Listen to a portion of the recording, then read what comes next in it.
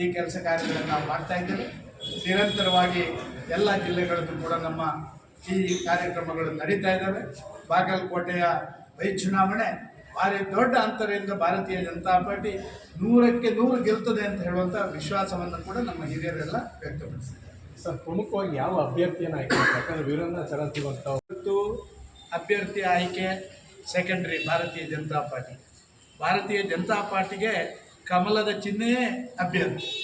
ಆದ ಕಾರಣ ಅಭ್ಯರ್ಥಿ ಆಯ್ಕೆಯಲ್ಲಿ ಭಾರಿ ದೊಡ್ಡ ಗೊಂದಲಗಳು ಭಾರತೀಯ ಜನತಾ ಪಾರ್ಟಿಯಲ್ಲಂತೂ ಆಗುವುದೇ ಇಲ್ಲ.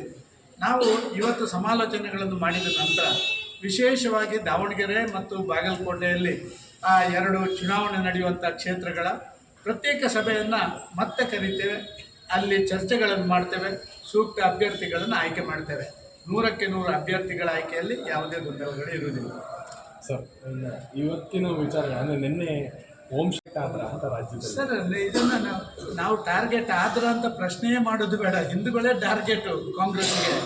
ಈಗಾಗಲೇ ಭಾರತೀಯ ಜನತಾ ಪಾರ್ಟಿಯ ಒಂದು ನಮ್ಮ ಹೋರಾಟಗಳು ಈ ರಾಜ್ಯದಲ್ಲಿರುವಂಥ ಬಹುಸಂಖ್ಯಾತರ ಮೇಲೆ ನಡೀತಾ ಇರುವಂಥ ದೌರ್ಜನ್ಯ, ಲಾ ಆ್ಯಂಡ್ ಆರ್ಡರ್ ಸಿಚುವೇಶನ್ ಎಷ್ಟು ವರಷ್ಟಾಗಿದೆ ಅಂತ ಹೇಳಿದರೆ 75 ವರ್ಷಗಳ ಕರ್ನಾಟಕ ರಾಜ್ಯದ ಆ ರಾಜಕೀಯ ಇತಿಹಾಸದಲ್ಲಿ ಇಂಥ ಒಂದು ಕೆಟ್ಟ ಸರ್ಕಾರವನ್ನು ನಾವು ಯಾವತ್ತೂ ಕಂಡದ್ದಿಲ್ಲ. ಮತ್ತು ಇವತ್ತು ನಡೀತಾ ಇರುವಂಥ ವಿದ್ಯಮಾನಗಳು ಕೇವಲ ಅಲ್ಪಸಂಖ್ಯಾತರ ಓಲೈಕೆಯ ರಾಜನೀತಿ ಮತ್ತು ಒಂದು ರೀತಿಯಲ್ಲಿ ಸಾಮಾನ್ಯ ಗೂಂಡಾ ರಾಜ್ಯ ಅದು ಪ್ರಾರಂಭ ಆಗಿದೆ.